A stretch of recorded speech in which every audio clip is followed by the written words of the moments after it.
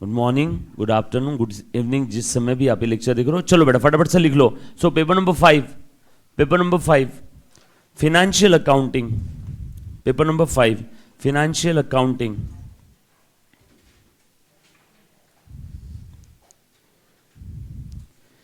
Sir एक सवाल है, एग्जाम कैसे होने वाला है?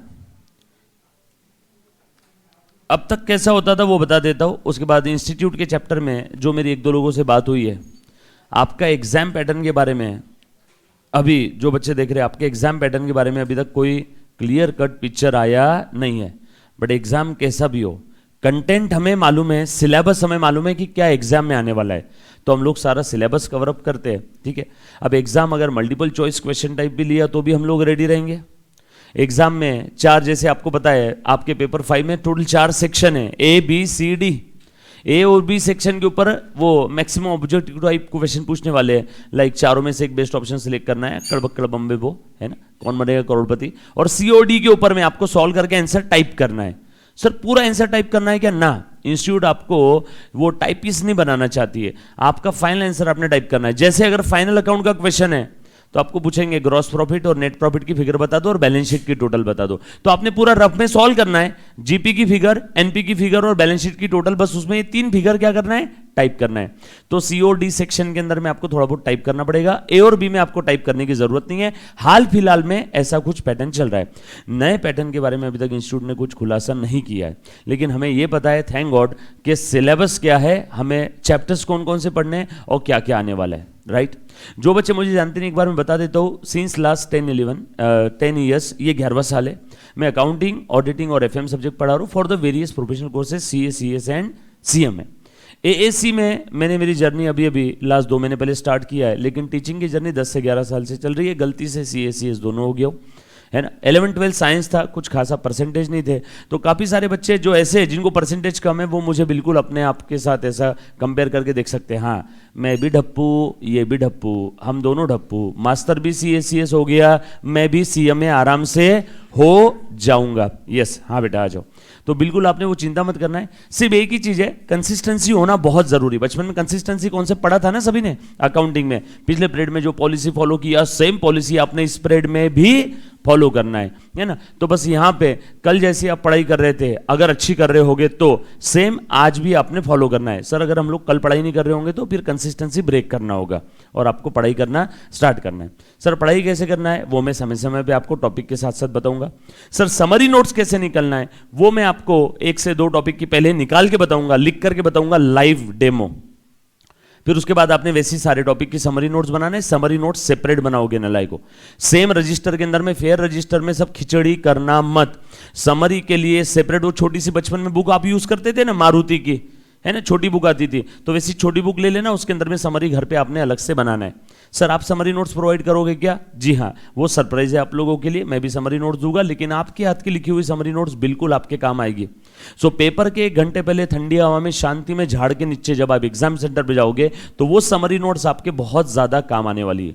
सर हमारा एग्जाम घर से तो नहीं होगा ना? नो बेटा, चांसेस एकदम लाइक 0, आपको सेंटर पे ही जाना पड़ेगा। मैं इंटर के बच्चों की बात कर रहा हूं, right, done. Sir live streaming वालों को भी रोज यही टाइमिंग रहेगी क्या? जी हाँ, ऑब्वियस सी बात है, मैं जब सुबह पढ़ाऊंगा तो टाइमिंग यही रहेगा लाइव स्ट्रीमिंग वालों का भी, है ना, मॉर्निंग का ही टाइमिंग रहेगा बेटा, है ना। सुबह सुबह एकदम शांति में सारी चीज़ें, जब तक बाकी दुनिया उठ करके नहा धो के पॉटी करके ब्रश करके रेडी होती है तब तक हमारे 2 सब्जेक्ट खत्म हो जाएंगे। यस और नो, हम लोग काफ़ी आगे निकल जाएंगे बेटा उन लोगों से। डन, चलो आगे बढ़ेंगे हम लोग। सो आपका एक बार सिलेबस के बारे में बता देता हूँ। टॉपिक की प्रिपरेशन कैसे करना है, सब्जेक्ट की, देखो सब्जेक्ट की प्रिपरेशन करना, ये सेंटेंस गलत है। लोग काफी बार पूछते हैं सर ये सब्जेक्ट कैसे प्रिपेयर करूं, ये सवाल ही गलत है। आप मुझसे ये सवाल पूछो सर ये टॉपिक कैसे प्रिपेयर करूं, थोड़ा सा डीप जाते हैं ना, अभी मोटा मोटी तौर पे बर्ड आई व्यू से बात नहीं करना है। हम लोग आज टॉपिक नंबर 1 स्टार्ट करेंगे तो हम लोग सारी बातें टॉपिक नंबर 1 की, टॉपिक नंबर 1 का मटेरियल, टॉपिक नंबर 1 की एमटीपी, टॉपिक नंबर 1 के एमसीक्यू, टॉपिक नंबर 1 की आरटीपी, टॉपिक नंबर 1 का कॉन्सेप्ट, सारी की सारी बातें चलेगी टॉपिक नंबर 1 की। सो हम लोग एक टाइम पे एक टॉपिक की बात करेंगे, टॉपिक पूरा पढ़ेंगे, रिवाइज करेंगे, समरी नोट्स बनवा के लोग और उसके हम लोग क्वेश्चन सॉल्व करेंगे, बस यही तरीका है, यही तरीका रहेगा बेटा आप लोगों का पढ़ने का। सर हमने पढ़ाई करते समय काफी बार ऐसा होता था, फाउंडेशन में हम अकाउंट्स पढ़ रहे हैं और हमारे दिमाग में मैथ्स चलते रहता था। मैथ्स पढ़ते तो अकाउंट्स का, कॉस्टिंग का, लॉ का डर लगता था। तो आपने क्या करना है, एक अपने आप से एक सेंटेंस बोलना है, बी हियर नाउ। जिस समय आप जो पढ़ रहे हो आपने उस समय उसी के बारे में सोचना है। बच्चों के साथ ऐसा होता है, अकाउंट्स पढ़ते हैं तो उस सब्जेक्ट का टेंशन आता है, वो पढ़ते तो इसका टेंशन आता है। तो आपने क्या करना है, बस एक ही चीज सोचना है, जिस समय में जो चीज पढ़ रहा हूं उस समय उसी के बारे में सोचना है। ठीक है। बच्चे काफी बार हिसाब लगा लेते हैं, सर एक टॉपिक के लिए मुझे 2 दिन लग गए, तो मेरे तो इतने सारे टॉपिक है, एग्जाम तक होगा ही नहीं। बेटा लर्निंग कर्व थ्योरी होती है, आप धीरे धीरे जैसे जैसे आप पढ़ाई में आगे बढ़ोगे, आपकी पढ़ने की और ग्रास्पिंग की और रिकॉल करने की स्पीड भी बढ़ते जाएगी। सेम लाइक योर मदर, जैसे आप रोटी बनाओगे आधा घंटा लगेगा, मम्मी बनाएगी 2 मिनट में बना लेगी, है ना, क्योंकि मम्मी ने उस चीज की बहुत बार प्रैक्टिस की है। जो ये साझा बेटा, चलो आ जाओ। सो पेपर नंबर 5 फाइनेंशियल अकाउंटिंग। आप लोगों को बता दो, पेपर का जो वेटेज टोटल 100 मार्क्स है, इसमें 4 सेक्शंस आने वाले हैं। लिखना है बेटा सभी ने, A B C D. Done. A B C D total 4 sections रहेंगे। सेक्शन ए में आप लोगों का है बेसिक्स ऑफ अकाउंट्स।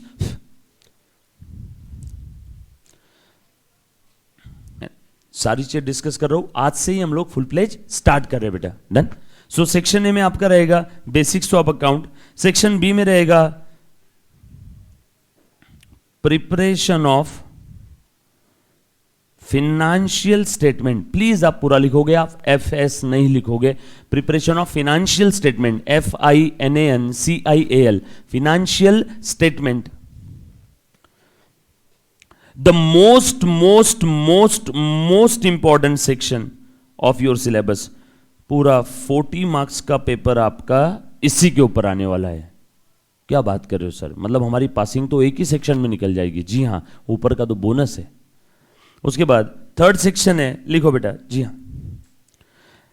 कुछ मिसलेनियस टॉपिक है, मिसलेनियस टॉपिक्स है, जैसे कि self balancing ledger, royalties. Sir ये रॉयल्टीज हमने बीकॉम में भी सुना है। जी हाँ बेटा, self balancing ledger, royalties, branch account, department account, branch account, department account. अच्छा, ब्रांच और डिपार्टमेंट में क्या अंतर है बेटा, कोई मुझे बोलेगा क्या कि सेम ही है दोनों? सर सेम तो नहीं है, अगर सेम रहता ना तो यहां पे अलग अलग टॉपिक नहीं रहता। एनीबॉडी ब्रांच और डिपार्टमेंट में, ऑनलाइन ऑफलाइन वाले बच्चा? एनीबॉडी? ये सद्वित पाठक, हाय बेटा।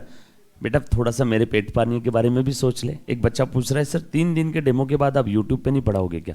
यूट्यूब पे मैं आऊँगा रिवीजन करने, आपसे बात करने, है ना, कोई तो एक टॉपिक के अंदर का कोई कॉन्सेप्ट बताने के लिए, बट पूरा का पूरा जो फुल फ्लेज रेगुलर है ना, जो बैच रहेगा वो यूट्यूब पे नहीं रहेगा। अगर यूट्यूब पे रहा तो मतलब फिर मुझे इस ऑर्गेनाइजेशन को NPO घोषित करना होगा, not for profit making organisation, है ना। चल आ जाओ, दोनों अलग अलग है। चलो बेटा, ये बच्चे तो बोल रहे अलग है। एनीबॉडी? डिपार्टमेंट और ब्रांच में क्या अंतर है? चलो ठीक है, ध्यान देना। देखो, ब्रांच अलग अलग लोकेशन पे होता है, जैसे Kothrud branch, Navipet branch, Vishrantwadi branch, Yerwada branch. Sir ये क्या है कोथरूड विश्रांतवाड़ी? ये पुणे, तिथे काय उणे, इस सिटी के अलग अलग एरियाज है, पुणे सिटी के अलग अलग एरियाज है। लेकिन डिपार्टमेंट एक ही लोकेशन पे होता है। जैसे आप कोई शॉप में जाते हो, किड्स डिपार्टमेंट है ना, लेडीज डिपार्टमेंट, बच्चों का, लेडीज का, जेंट्स का, एक ही लोकेशन पे अलग अलग फ्लोर पे। ग्राउंड फ्लोर पे सारे बच्चों का मिल रहा है, फर्स्ट फ्लोर पे लेडीज का, टॉप फ्लोर पे मेंस का, या फिर ये स्पोर्ट्स डिपार्टमेंट है, ये इथनिक वेयर है, ये ट्रेडिशनल इधर है। ऐसे ऐसे एक ही लोकेशन पे अलग अलग डिपार्टमेंट होते हैं, लेकिन ब्रांच अलग अलग लोकेशन पे होती है। सर इसका हमें क्या करना है? कुछ नहीं, अकाउंटिंग करना है, यस और नो, बहुत सिंपल है, ध्यान देना। उसके बाद सेक्शन डी, आ जाओ बेटा सब लोग। Last but not the least, computerised accounting. Computerized accounting and accounting standards. Accounting standards लिख लिया बेटा। अच्छा, सबसे ज्यादा वेटेज वाला आपका सेकंड नंबर वाला सेक्शन है। जी हाँ बेटा, thank you so much. Sir CMA foundation का रिजल्ट कब तक आएगा? बेटा सीएमए फाउंडेशन के रिजल्ट के बारे में अभी तक इंस्टीट्यूट से कोई क्लैरिफिकेशन नहीं आया। मेरे ख्याल से जुलाई एंडिंग या अगस्त फर्स्ट वीक में आएगा ना। जुलाई एंडिंग, कोई डेट दिया है इंस्टीट्यूट ने अभी तक? नो, जुलाई एंडिंग या अगस्त फर्स्ट वीक तक आना चाहिए मेरे हिसाब से। यस बेटा, वेटेज लिख लो। फर्स्ट वाला जो आपका बेसिक्स ऑफ अकाउंट्स है, ये है 25 मार्क्स का। सर मतलब पहले दो सेक्शन की अगर मैं बात करूं तो ये 65 मार्क्स हो गया। यस और नो? पहले दो सेक्शन ही आपके कितने नंबर के हो गए टोटल? 65 मार्क्स। उसके बाद थर्ड सेक्शन इतने सारे टॉपिक होने के बावजूद भी सिर्फ और सिर्फ 20 मार्क्स। और लास्ट वाला आप लोग भी बता सकते हो, बैलेंसिंग फिगर 15 मार्क्स। सर क्या कंफर्म है क्या इतने ही नंबर का आने वाला है? जी हाँ, ऑब्वियस सी बात है, इंस्टीट्यूट ने ही वेटेज हमें दिया हुआ है और पिछले कई एग्जाम से यही हमें क्या दिख रहा है बेटा, यहाँ पे इंस्टीट्यूट का पैटर्न दिख रहा है। सो पहले दो sections are most most most important, यानी कम में बम है। यहाँ कम समय में हमें ज्यादा नंबर मिल रहा है, थोड़ा सा स्मार्ट वर्क भी करना पड़ेगा ना। सो 40 और 25 करीब करीब 65 मार्क्स हमें पहले दो सेक्शन से मिल जाएंगे। सर दूसरा वाला जो सेक्शन है इसमें फिनेंशियल स्टेटमेंट किस किस के बनाना है? कुछ नहीं, बस 3 एंटिटी है। एक तो आपका प्रॉफिट ओरिएंटेड। प्रॉफिट ओरिएंटेड मतलब जैसे किराना दुकान है आपका और कोई कंपनी है जो प्रॉफिट अर्न करने के लिए बिजनेस कर रहे हैं ना, set of activity perform on regular basis for the purpose of earning profit. Yes और नो? दूसरा आप ही बोल सकते हो not for profit making organisation NPO के फिनेंशियल स्टेटमेंट, प्रॉफिट ओरिएंटेड के फिनेंशियल स्टेटमेंट। कविता सिंह पूछ रही सर क्या हम लोग after result class recorded purchase कर सकते हो क्या? जी हाँ मैम, आप कभी भी परचेस कर सकते हो, कोई दिक्कत नहीं है। डन, आ जाओ। और तीसरा है पार्टनरशिप के financial statement. So PO, NPO and partnership. मतलब सर ये 40 नंबर में सिर्फ 3 टॉपिक है इस सेक्शन के अंदर में। जी हाँ, प्रॉफिट ओरिएंटेड ऑर्गेनाइजेशन का फिनेंशियल स्टेटमेंट, एनपीओ का। सर एनपीओ से बहुत डर लगता है, बचपन में भी देखा था, 12th में था, इधर था उधर था। चिंता मत करना, सब कुछ जीरो से यहाँ पे वैसे भी रहेगा। सब्सक्रिप्शन का एडजस्टमेंट जो आप सोचते हो बार बार, मेरे ख्याल से हमने फाउंडेशन के अंदर में सब्सक्रिप्शन के एडजस्टमेंट के लिए एक छोटू सा फॉर्मेट बनाया था, बस उसी फॉर्मेट को हम लोग यहाँ पे और ज़्यादा डिटेल में पढ़ेंगे। ये उन बच्चों के लिए जिन्होंने सीएमए फाउंडेशन ऑलरेडी रिविजन या सक्सेस बैच अटेंड किया होगा एएसी के चैनल पे। डन, चलो आ जाओ बेटा, ये लिख लिया सभी ने? पक्की बात। सर हम लोग कहाँ खड़े हैं बेटा? हम लोग आज खड़े हैं यहाँ पे। कहाँ पे? ए पार्ट पे। चलो ठीक है, तो हम लोग आज यहाँ से स्टार्ट करेंगे। सर बेसिक्स ऑफ अकाउंट्स बहुत इजी है, बट प्लीज़ इसके इजीनेस के चक्कर में मत जाना। प्लीज़ लेक्चर रेगुलर अटेंड करना। ये 25 मार्क्स का है, इसको इज्जत दो, ये आपको नंबर देगा। यस और no? So very important, basics of accounts miss नहीं करना है। इंस्टीट्यूट ने मॉड्यूल में दिया हुआ है, चीख चीख के बोल रहे हैं इंस्टीट्यूट की 25 नंबर हम इसके ऊपर पूछने वाले हैं। कितने नंबर बेटा टोटल? 25 मार्क्स का आपको इसके ऊपर वेटेज है ना। श्योर शॉर्ट 25 मार्क्स, और एक भी नंबर हाथ से जाना नहीं चाहिए। अगर ये 25 में से 25 आ गए, सेकंड वाले सेक्शन में 40 में से 35 37 आपने स्कोर कर लिया, सोचो ना यार, आपका मतलब एग्जाम्शन पहले 2 टॉपिक के भरोसे निकल जाएगा। एग्जाम्शन उस सब्जेक्ट में आपको छूट मिल गई। उसके बाद अगर किसी के बैड लक बहुत ज़्यादा अच्छे है और अगर वो ग्रुप रह जाता है ना, बैड लक अच्छे और ग्रुप फेल हो गया, तो भी उसका ये वाला सब्जेक्ट तो आराम से एग्जाम्शन कंफर्म है। मतलब सोचो, आपको पहले 2 सेक्शन ही एग्जाम्शन दिलवा सकते हैं। मैं पासिंग की बात नहीं कर रहा हूं, मैं शुरुआती मिनिमम एग्जाम्शन की बात कर रहा हूं, मिनिमम। सर इसमें मैक्सिमम कितना स्कोर कर सकते हैं? देखो सुनने में आपको मजा लगेगा या फिर शायद कुछ बच्चों को हंसी आएगी, आउट ऑफ आउट भी इसमें स्कोर कर सकते हैं। क्यों? रीजन क्या है? क्योंकि जो भी कुछ आपका एग्जाम है आपको पूरा लिखना नहीं है। पहले 2 सेक्शन एमसीक्यू टाइप है और दूसरे वाले में भी सीओडी के अंदर में भी तीसरे चौथे सेक्शन में भी आपको आंसर टाइप करना है, यानी उसके अंदर में नंबर कट होने का स्कोप नहीं है। बराबर है क्या? यानी एज गुड एज आपका पूरा पेपर लाइक ऑब्जेक्टिव ही हो गया। भले आपको रफ में सॉल्व करना है, रफ में तो आपको वैसे भी सॉल्व करना है, लेकिन आपका आंसर तो फिक्स रहेगा ना। आंसर फिक्स है तो नंबर भी फिक्स रहेंगे, तो पेपर में आप आराम से आउट ऑफ आउट स्कोर कर सकते हो। सर कैसी बात कर रहे हो? जी हाँ, आराम से स्कोर होता है। देखो मैंने एट ए टाइम 2 कोर्स किए थे, अगर मैं एक ही कोर्स करता, 2 कोर्स करने के बावजूद भी मैक्सिमम सब्जेक्ट में एग्जाम्शन थे, मैंने सोच हो जाता है। आपका एक ही कोर्स चल रहा है तो यहाँ पे आपने क्या करना है, उसमें भी एट ए टाइम आपका एक ग्रुप चल रहा है, 4 सब्जेक्ट चल रहे हैं दोपहर में, है ना। फर्स्ट हाफ तक आपके क्लास रहेंगे, सेकंड हाफ में आपने 4 के बाद आपका क्या करना है, पढ़ाई करना है। आई थिंक 4-5 बजे आप फ्री हो जाओगे ना, 4 साढ़े 4 बजे। उसके बाद अपने सेम डे जो भी कुछ आपने क्लास में पढ़ा है वो से रिवाइज करना है। सो सिंपल, कोई अब्दुल कलाम साहब की तरह रॉकेट नहीं बनाना है। फॉर्मूला बहुत आसान है, 1+2=3। जो मैंने सुबह से दोपहर शाम तक पढ़ा है यहाँ पे सारी एसी की टीम ने, और अपने घर पे जाकर के क्या करना है, सेम डे रिवाइज करना है और समरी नोट्स बना करके लेनी है। कैसे बनाना है मैं बताऊंगा। चलो बेटा स्टार्ट करेंगे हम लोग हमारा। सो लिखो बेटा, आपने आपके रजिस्टर में ये लिख लिया बेटा सभी ने? कोई किसी ने पेंडिंग रखा है? लिखा बेटा? जो बच्चे लास्ट में आए आप देख लो आपके आसपास में कितनी पेज की जगह छोड़नी है। 1 पेज लगेगा इसके लिए। यस यस बेटा, ऑब्जेक्टिव आएंगे बेसिक से। Done done done done. Yes बिल्कुल ऑब्जेक्टिव आने वाले बेटा, बेसिक्स ऑफ अकाउंट से आपको पूरा ही ऑब्जेक्टिव आएगा। चल बड़े बेटा हम लोग आगे लिखो बेटा, इंडेक्स के लिए 2 पेज की जगह छोड़ दो। सर 2 पेज कैसे? ये आपका पेज नंबर 1 और इसी के पीछे का पेज नंबर 2, ये आपने इंडेक्स के लिए जगह छोड़ देना है इतनी। Done?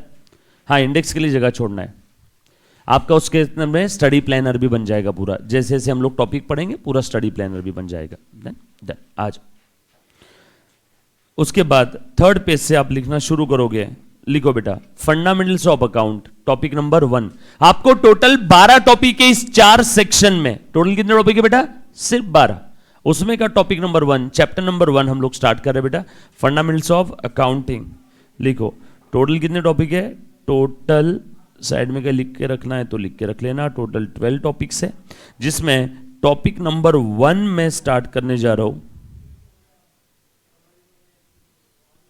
Fundamentals of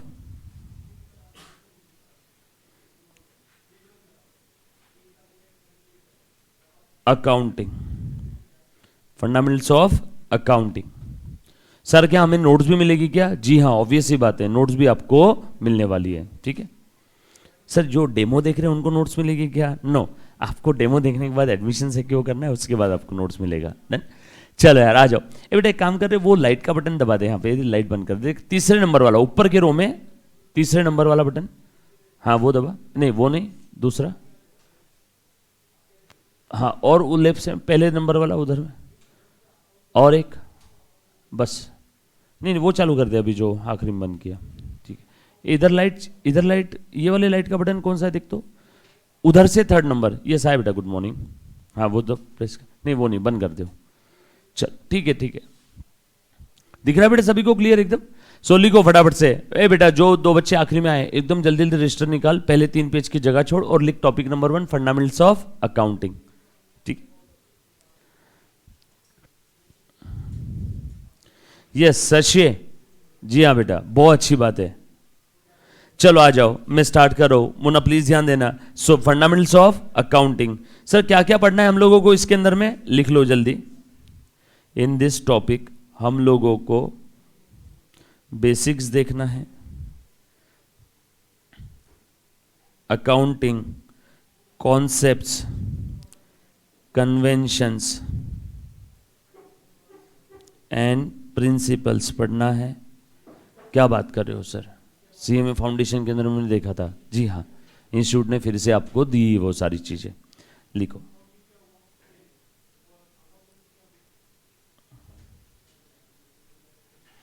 capital and revenue items भी देखने हैं। सर इसमें क्या रहेगा? रिसीट्स एंड पेमेंट्स और expenditure. Then rectification of errors, then depreciation. इतनी सारी चीजें हम लोगों को इस टॉपिक नंबर 1 में पढ़ना है। इजी है, एकदम आसान है। टोटल 100 मार्क्स का सिलेबस है। पहले 3 पेज की जगह छोड़ देना। Paper number 5 financial accounting CMA inter group 1 and today is the first day of your batch. लिखा बेटा टॉपिक नंबर 1। सिलेबस आपका बिल्कुल फ्रेम्ड है, यूपीएससी की तरह नहीं है कि कुछ भी आ जाएगा एग्जाम में। ठीक है, आपके मॉड्यूल के बाहर पेपर नहीं आता है और आपकी जो सारी नोट्स है हमने मॉड्यूल को मद्देनजर रखते हुए बनाई है। मॉड्यूल के बाहर कुछ भी नहीं रहेगा। चलो बेटा स्टार्ट करें हम लोग। सो सबसे पहले लिखो फटाफट से सो अब आप लिखोगे बेसिक्स ऑफ अकाउंट, लिखो।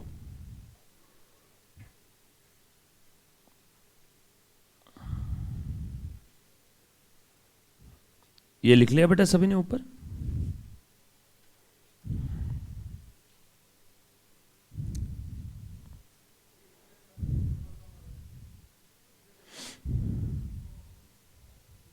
डन। चलो बेटा आगे आ जाओ। लिखो बेसिक्स ऑफ अकाउंट्स में हम लोग क्या क्या देखेंगे बेटा? सबसे पहले आसान भाषा में, बचपन आपको याद आ जाएगा फटाफट से। मतलब सोचो, फाउंडेशन में फंडामेंटल्स ऑफ फाइनेंशियल अकाउंटिंग में आपने जो एक हफ्ता पढ़ा है वो हमें यहाँ पे कितने लेक्चर में देखना है? एक लेक्चर में। हाँ नो डाउट उतना डिटेल में नहीं जितना फाउंडेशन में आपने पढ़ा था। ये वो बेसिक है जो इंटर के काम का है, राइट। आ जाओ फटाफट से देखते हैं बेसिक्स ऑफ अकाउंट्स में हम लोग सबसे पहले क्या देखेंगे बेटा?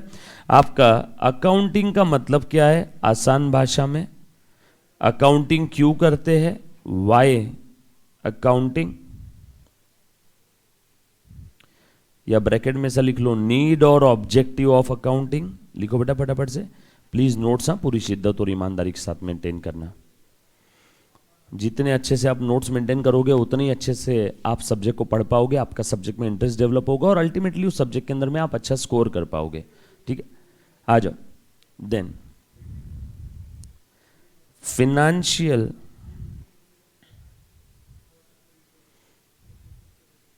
ट्रांजैक्शंस यानी क्या है? देन ब्रांचेस और subfield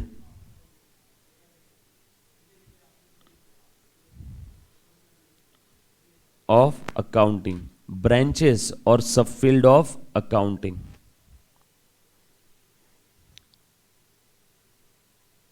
then management versus financial accounting. Management accounting और फिनेंशियल अकाउंटिंग में क्या अंतर है? देन अकाउंटिंग साइकिल,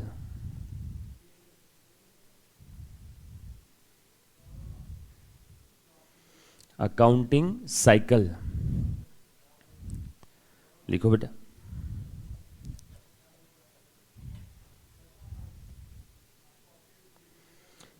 धीरे से आपको समझाऊंगा how to pass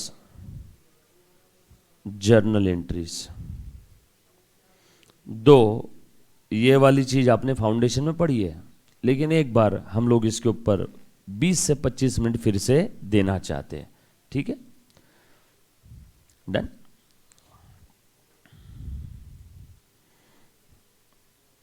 ledger posting और बैलेंसिंग के ऊपर भी और 15 से 20 मिनट दूंगा। भले इंटर के अंदर में इन दोनों चीजों को वेटेज कम रखा है। ठीक है,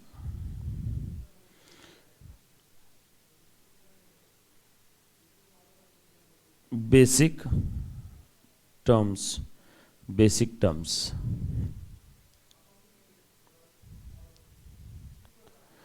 डन। आ जाओ। इतनी सारी चीजें हम लोगों को बेसिक्स में देखनी है। क्या सर ये आज हो जाएगा हमारा? जी हाँ, आराम से। ठीक है, करिए बेटा स्टार्ट सब लोग साथ में। आ जाओ। सुमना ध्यान देना। अब ये तो हो गया मॉड्यूल का सीक्वेंस।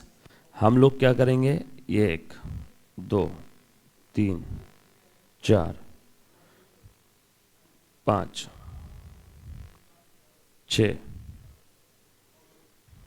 7 8 और 9, ये हमारा सीक्वेंस है, लॉजिकल सीक्वेंस। इस सीक्वेंस में हम लोग देखेंगे। चलो बेटा आ जाओ, मैं स्टार्ट कर दूं क्या? सो आपका इसी के साथ सीएमए इंटर का पेपर नंबर 5 का सिलेबस में स्टार्ट करने जा रहा हूं। सो अभी तक तो आपने लिख लिया, कॉपी पेस्ट करने का काम किए। सो सबसे पहले आपने लिखना है बेटा अब अकाउंटिंग। आसान भाषा में अकाउंटिंग का मतलब क्या होता है मुन्ना? हिसाब किताब रखना। यस और नो?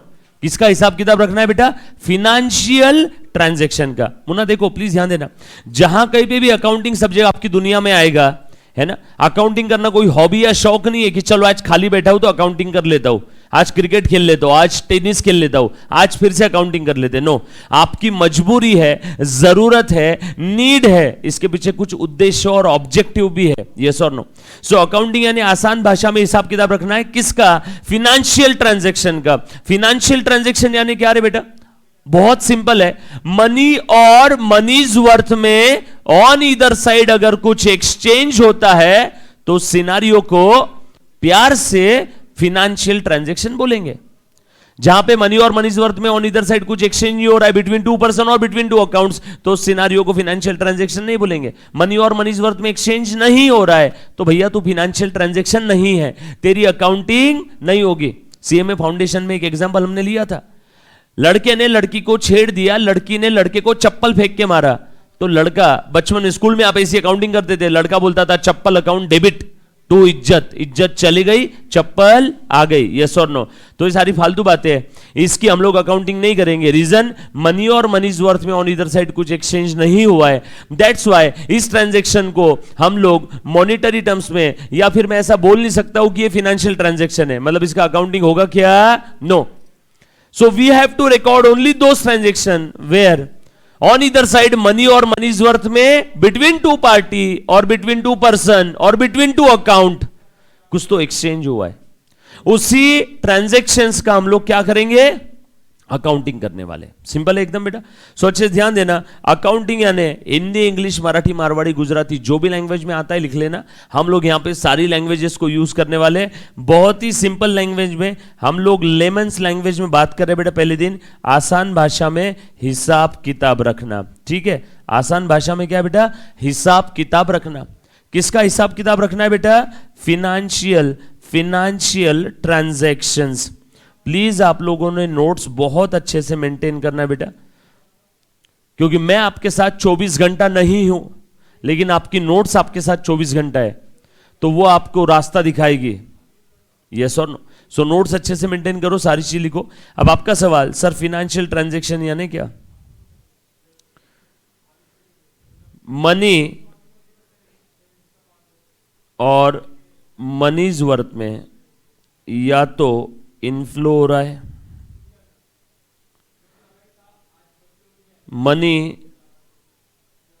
और मनीज वर्थ में या तो आउटफ्लो हो रहा है, या फिर मनी और मनीज वर्थ, पैसा या पैसे की कीमत में इनफ्लो एंड आउटफ्लो दोनों भी हो रहा है। इन तीनों में से कोई एक कंडीशन भी फुलफिल होता है, इन तीनों में से कोई एक कंडीशन भी फुलफिल होता है। If any of the above condition is fulfilled, then उस सिनारियो को प्यार से क्या बोलेंगे? Financial transaction. उस सिनारियो को प्यार से क्या बोलने वाले? Financial transaction. बेटा ये मैं बेसिक मेरी इच्छा से नहीं बता रहा हूं, इंस्टीट्यूट ने आपके मॉड्यूल में दिया है पूरा एक सेक्शन 25 नंबर का, 25 मार्क्स, 25 मार्क्स। यस और नो? इसीलिए हम लोग बेसिक्स देख रहे हैं, और इसके ऊपर एग्जाम में क्वेश्चन कंपलसरी 25 मार्क्स के आने वाले हैं, right? Oven fresh batch first lecture of your CMA inter paper number 5 financial accounting. Total 4 section है, पहले 2 सेक्शन के ऊपर 65 मार्क्स का वेटेज है। कितना? 65। उसमें से पहला सेक्शन, और पहले सेक्शन में हमारा क्या चल रहा है? बेसिक्स। डन? आ जाओ। पहले सेक्शन में पहले टॉपिक का नाम है फंडामेंटल्स ऑफ फिनेंशियल अकाउंटिंग और फंडामेंटल्स ऑफ अकाउंटिंग। उसमें भी हम लोग क्या देखेंगे बेटा? आज बेसिक्स हम लोग कर लेंगे। अच्छा है, बेसिक आपको हर जगह काम आने वाला है। मैं एक चीज बता देता हूँ, आपका पेपर नंबर 5 जो फिनेंशियल अकाउंटिंग है, इसमें आप हजारों जगह पे आज जो मैं बेसिक का बताऊंगा वो यूज करोगे। उसके बाद पेपर नंबर 12 में जो कंपनी अकाउंट्स एंड ऑडिट है, उसके अंदर में कंपनी अकाउंट्स की issue of shares, forfeiture of share, री इशू ऑफ शेयर्स, ये सारी एंट्रीज में भी बेसिक यूज होने वाला है। सो बेसिक हर जगह यूज होगा। जब तक आप इस कोर्सेस में है, कॉमर्स इंडस्ट्री में आप जहां कहीं पे भी हो, आपको बेसिक्स ऑफ अकाउंट्स यूज करना है ना? इतना ही नहीं, अगर आप कहीं पे जॉब करोगे, अगर उस कंपनी में टैली है या एसएपी है, कोई भी अकाउंटिंग सॉफ्टवेयर है, तो वहां पे भी आपको इस बेसिक की बिल्कुल बहुत ज्यादा हेल्प होने वाली है। तो प्लीज इसको सीरियसली लेना बेटा, है ना। बच्चे काफी बार सोचते हैं सर 11th में बेसिक, 12th में बेसिक, सीए में फाउंडेशन बेसिक, इंटर में बेसिक, बट क्या करो, सोचो इंस्टीट्यूट इतने बार दे रही है, मतलब कुछ तो इंपॉर्टेंट होगा, इसीलिए दे रही है बार बार। डन, चलो आ जाओ आगे बढ़ते। सो अकाउंटिंग यानी आसान भाषा में हिसाब किताब रखना, किसका बेटा, फाइनेंशियल ट्रांजैक्शन का। फाइनेंशियल ट्रांजैक्शन यानी मनी और मनी में ऑन ईदर साइड एक्सचेंज हो रहा है बिटवीन टू पार्टी और बिटवीन टू पर्सन और बिटवीन टू अकाउंट्स, उस सिनारियो को प्यार से बोलेंगे फाइनेंशियल ट्रांजैक्शन। और अगर ऐसा कोई ट्रांजैक्शन है जो इसमें से एक भी कंडीशन फुलफिल नहीं कर रहा है, तो उसे हम लोग फाइनेंशियल ट्रांजैक्शन नहीं बोलेंगे और उसका हम लोग अकाउंटिंग नहीं करेंगे। यस और नो। चलो आगे, थोड़ा सा और आगे बढ़ते। मुन्ना प्लीज ध्यान देना, लिखा ना बेटा सभी ने मेरे साथ साथ में, आ जाओ। अच्छा, दूसरी चीज, अकाउंटिंग क्यों करते हैं, वाई अकाउंटिंग, फटाफट से जवाब दो। बिजनेस के जो भी व्यवहार है उन्हें हमें रिकॉर्ड करना है, क्योंकि इंसान का दिमाग इतने सारे ट्रांजैक्शंस याद करके नहीं रख सकता। We can not memorise each and every transaction of the business. हम लोग याद कर सकते हैं क्या, नो, कहीं ना कहीं लिख के रखना पड़ेगा ना। इनफैक्ट यार आप भी लिख के रखते हो, आपकी मॉम लिख के रखती है, आपके पापा लिख के रखते हैं, किसको पैसे कितने दिए, किससे कितना आना है। मॉम भी घर का महीने का हिसाब बना करके रखती है, तो वो भी अकाउंटिंग कर रही है। बट इतना है कि वो जो अकाउंटिंग कर रहे हैं वो अनसिस्टमेटिक वे ऑफ अकाउंटिंग है, और हम लोगों को यहां पे जो पढ़ना है वो सिस्टमेटिक वे ऑफ अकाउंटिंग है। वो लोग जो अकाउंटिंग कर रहे हैं वो without using the rules of debit credit कर रहे हैं, हम लोगों को with the help of rules of debit and credit करना है। सब्जी वाला, पान वाला भी अकाउंटिंग करता है, यकीन नहीं आता है तो सब्जी वाले से लो ना, बैंगन लो एक बार 1 किलो, और उसको बोलो पैसा बाद में देता हूं। 1 महीने बाद भी आपको बोल देगा कि भैया आपसे इतना पैसा लेना है। तो क्या उसने याद करके रखा है क्या, नो, कहने के डायरी में लिख के रखा है ना, दैट्स व्हाई गेम ओवर। उसने भी अकाउंटिंग करके रखा, तभी तो उसने आपको बोला कि मैडम तुमसे पैसे लेना है। लेकिन उसने एक गलती कर दी, वो सिंगल एंट्री सिस्टम मेंटेन कर रहा है, मतलब उसने ट्रांजैक्शन के दोनों पहलू को रिकॉर्ड नहीं किया। वो सिर्फ आपको इतना बता रहा है कि मैडम आपसे पैसे लेना है, बट आप उसे पूछ लो किस चीज के पैसे है, ये क्या दिया था तूने मुझे, तो उसे वो नहीं मालूम, उसने लिखा ही नहीं। उसने ट्रांजैक्शन के दोनों पहलू नहीं लिखे। सब्जी वाला, पान वाला, है ना, छोटे मोटे बिजनेस वाले, ये हर ट्रांजैक्शन का हर एक पहलू रिकॉर्ड नहीं करते। वो सिर्फ उतना ही लिखते हैं जितना पर्सनल और रियल अकाउंट के काम का है, किससे कितना लेना है, किसको कितना देना है, ये बता सकते हैं। लेकिन किस चीज का है, आपने क्या लिया था, वो सब्जी वाला नहीं बता पाएगा। मतलब उसने डबल एंट्री सिस्टम यूज किया है क्या, ना। उसने डेबिट क्रेडिट के रूल्स पूरे तरीके से यूज किए क्या साइंटिफिकली, ना। यस और नो। उसने बस लिस्ट बना के रखी कि किससे कितना लेना है, बट अकाउंटिंग तो कर ही रहा है ना वो भी, बट वो अकाउंटिंग ऐसी है अनसिस्टमेटिक वे ऑफ अकाउंटिंग। क्या हमें वो पढ़ना है क्या, नो, हमें वो नहीं पढ़ना है। हम लोगों को अभी यहां पे क्या पढ़ना है, systematic way of accounting, financial accounting with the help of rules of debit and credit. चलो आगे लिखो। सो वाई अकाउंटिंग, क्यों करते हैं बेटा, कोई शौक है क्या, नो, लिख लो फटाफट से इसकी वजह, है ना। For systematic recording, for systematic, कहां गया eraser, for systematic recording, recording of transactions. Exam में मल्टीपल चॉइस क्वेश्चन आएगा, नीचे में से कौन सा ऑप्शन अकाउंटिंग का ऑब्जेक्टिव नहीं है, या कौन सा ऑप्शन अकाउंटिंग का ऑब्जेक्टिव है, यस और no. For systematic recording of transaction. दूसरा, हाँ बोलो बेटा, to know the operating results. Operating result यानी क्या रे बेटा, धंधे में प्रॉफिट हुआ कि लॉस हुआ। कहां से समझ में आएगा, आगे प्रॉफिट एंड लॉस अकाउंट नाम का फाइनेंशियल स्टेटमेंट का एक पार्ट है, वो हम लोग पढ़ेंगे तब समझेगा कैसे निकालना है ना। अभी तो बस इतना लिखो, अकाउंटिंग के पीछे का उद्देश्य, ऑब्जेक्टिव क्या है बेटा, to know the operating result. Operating result यानी धंधे में प्रॉफिट हो रहा है कि लॉस हो रहा है। तीसरा फटाफट से लिख लो, to know the financial position of the business. Business की औकात जानने के लिए, यानी बिजनेस में कितनी एसेट्स है, कितनी लायबिलिटीज है। सर ये एसेट लायबिलिटी क्या होती है, डोंट वरी बताता हूं। वो जंजीर फिल्म में अमिताभ बच्चन बोल रहा था ना, आज मेरे पास गाड़ी है, बंगला है, कार है, यानी सामने वाले को, मतलब वो अपनी बैलेंस शीट बता रहा था, अपनी औकात बता रहा था कि उसके पास क्या क्या है ना। सो बिजनेस की औकात जानने के लिए कहां से पता चलती है, बैलेंस शीट से। सर बैलेंस शीट क्या है, पढ़ेंगे आगे। Balance sheet is a part and parcel of your financial statement. It is a positional statement जो आपको आपके बिजनेस की पोजीशन बताती है, धंधे में कितनी एसेट है, कितनी लायबिलिटीज है, कोई एक पर्टिकुलर डेट पे। यस और नो? आगे आ जाओ, ध्यान देना, लिखो to know the liquidity position. To know the liquidity position of the business. Sir liquidity position मतलब क्या? हमारे लिए लाइफ लिक्विड क्या है? ब्लड। बिजनेस के लिए लाइफ लिक्विड क्या है? पीसो, पैसा, पैसा, मनी, फंड्स। यस और नो? सो हमारे बिजनेस की फंड्स की पोजीशन हमें समझ में आती है। सर उससे आप क्या कर लोगे? आप ये देख पाओगे कि आपके बिजनेस की जो भी नियर फ्यूचर लाइबिलिटी है, क्या आप वो पे ऑफ कर सकते हो कि नहीं कर सकते हो। आपकी लिक्विडिटी पोजीशन और आपकी, ऐसा लिख लो, सॉल्वेंसी पोजीशन आपको बताता है कौन? अकाउंटिंग। सॉल्वेंसी पोजीशन मतलब क्या आप आपकी नियर फ्यूचर की लायबिलिटीज पे ऑफ कर सकते हो कि नहीं कर सकते हो। यस और नो?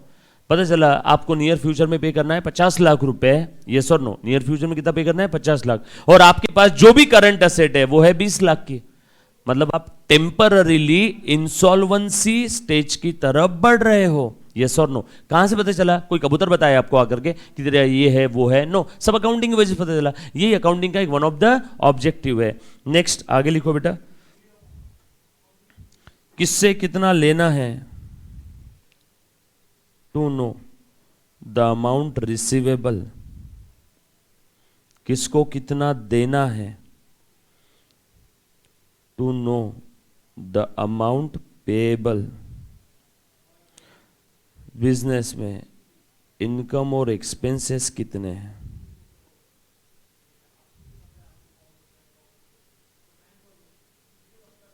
ये सुन, ये सारी चीज आपको कहां से पता चलने वाली बेटा? अकाउंटिंग से। और last but not the least,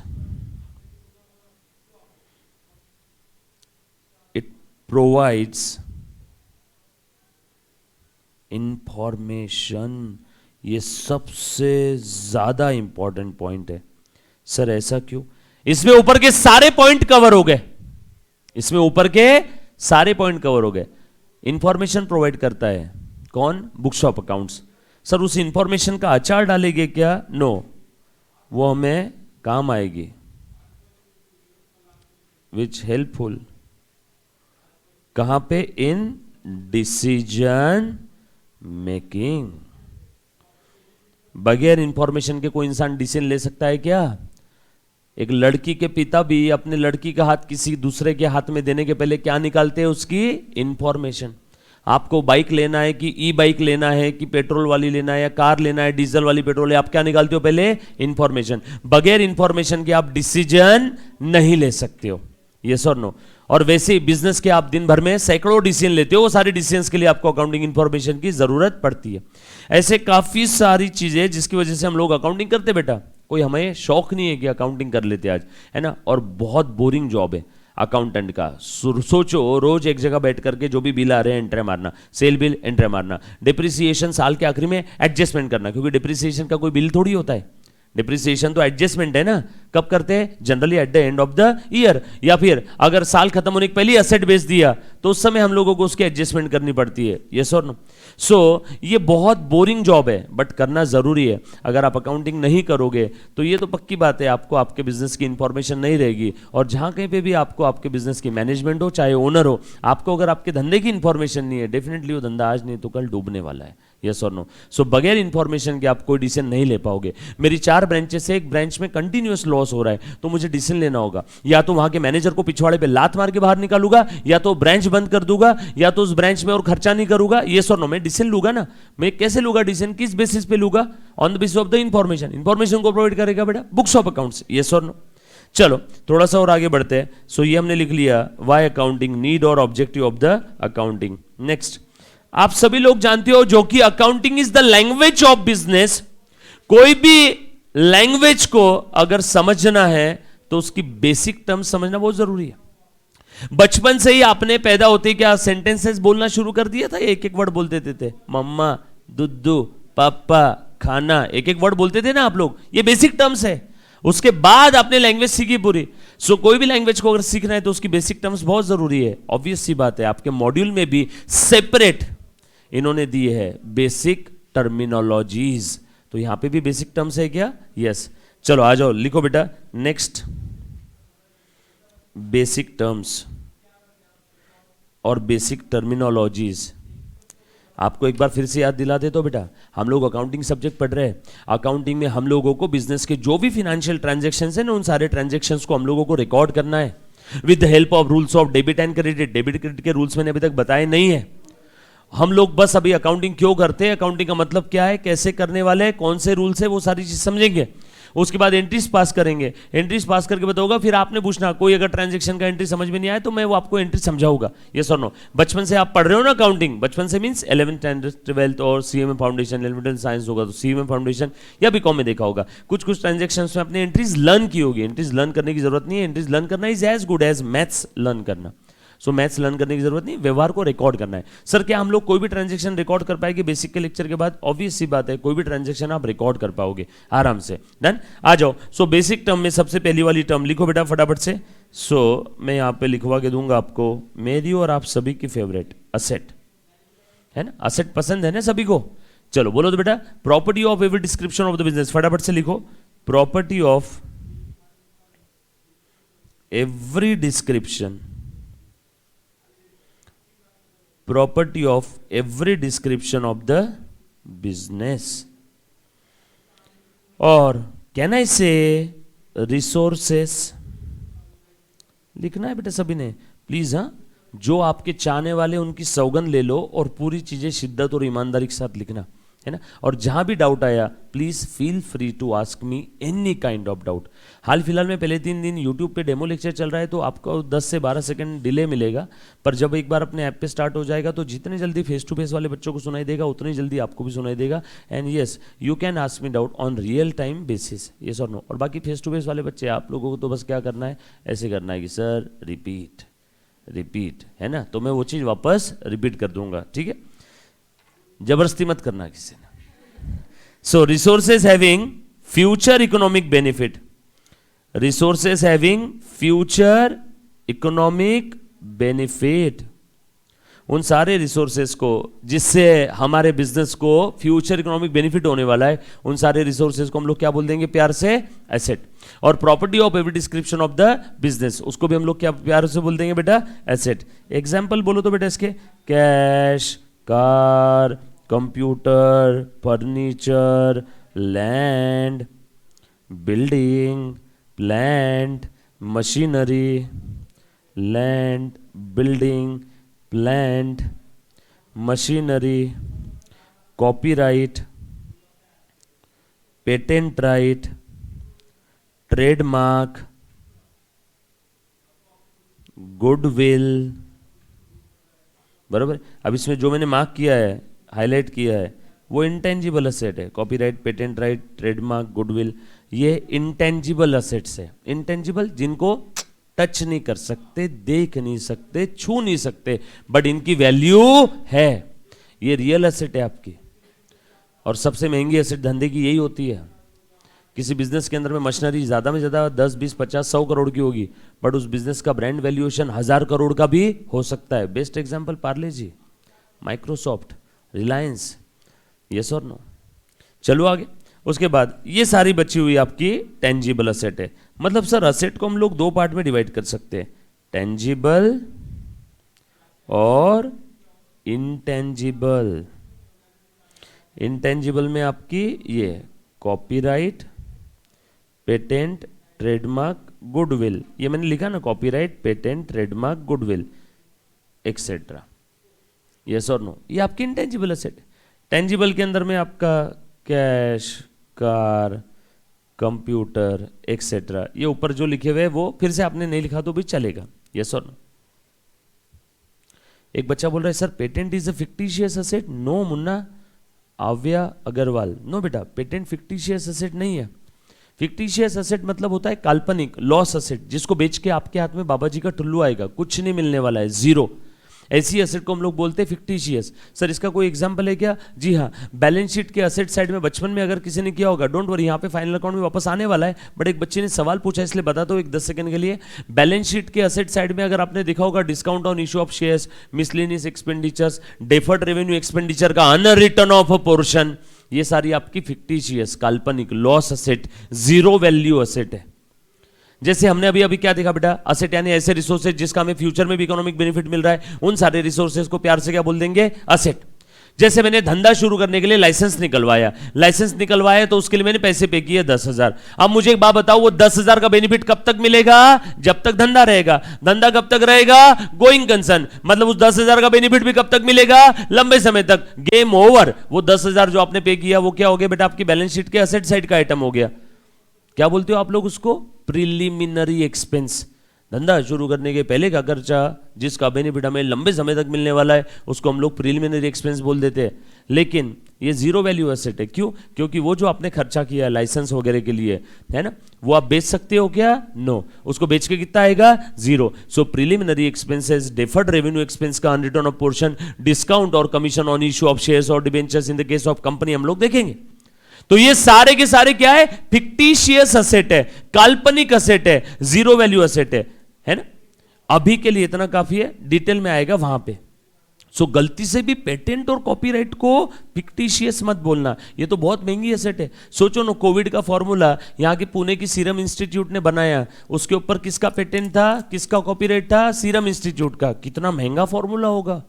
भले ही बनाने के लिए खर्चा 50-100 करोड़ लगा होगा, लेकिन उसकी ब्रांड वैल्यू कितनी होगी? कम से कम 1000 करोड़ रुपए। सो महंगी एसेट है, रियल एसेट है ना। आ जाओ। सर हमने ऐसा सुना था कि रियल एसेट वो होती है जिनको टच कर सकते हैं। गलत। गुडविल ये रियल एसेट है, प्लांट एंड मशीनरी ये भी रियल एसेट है। यस और नो? सो दोनों भी रियल एसेट है। एक टेंजिबल है, एक इनटेंजिबल। इट्स ओके, कोई दिक्कत नहीं, पैसे में है ना, रियलाइज कर सकते हैं ना, खत्म। So patent, goodwill not at all fictitious asset, right. चलो बेटा आगे। उसके बाद आगे आ जाओ, दूसरा वाला लिखता हूं बेटा मैं, एक्सपेंस। फटाफट से लिखना बेटा सभी ने। एसेट के बाद एक्सपेंस। एक्सपेंस क्या होता है बेटा? एनीबडी, जो भी बच्चा यहां पे बैठा हुआ है प्लीज ध्यान। एनीबडी, एक्सपेंस बोलो।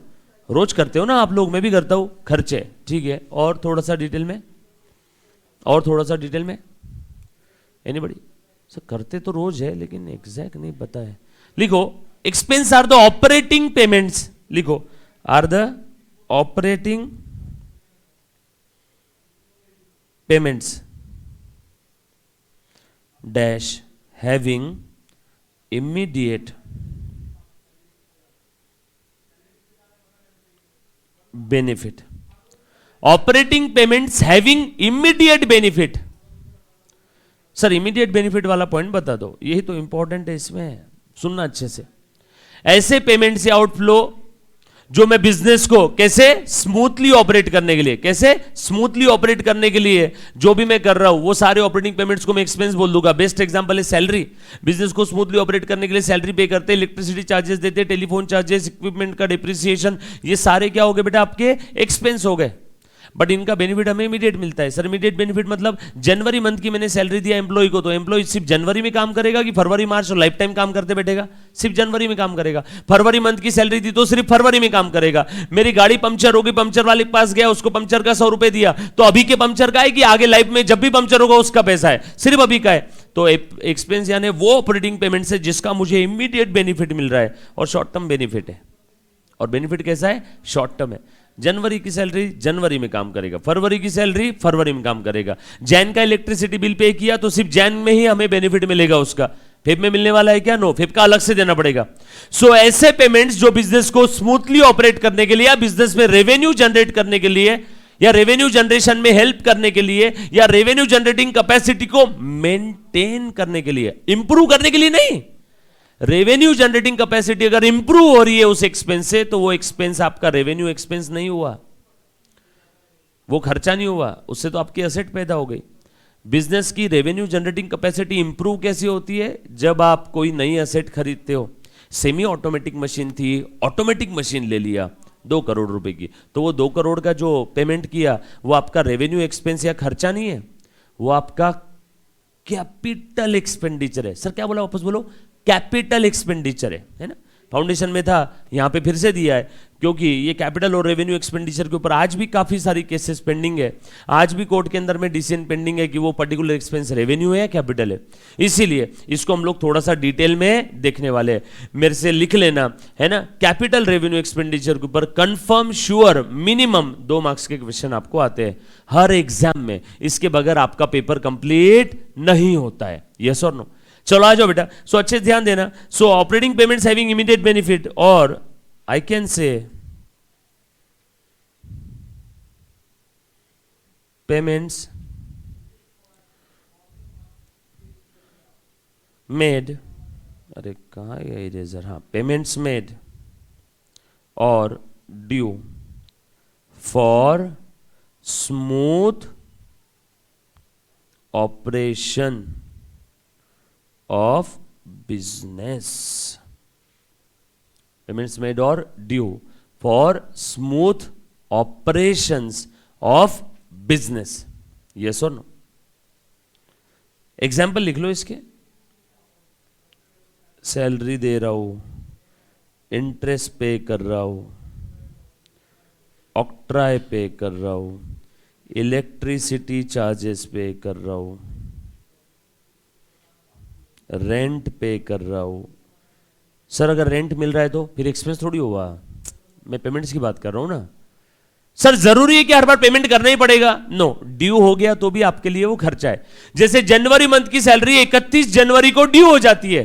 अब कुछ कुछ एम्प्लॉयर लोग होते ही कमीने हैं, जनवरी मंथ की सैलरी 31 जनवरी को या 1 फरवरी को दे देना चाहिए ना। कब देंगे? 15 फरवरी को।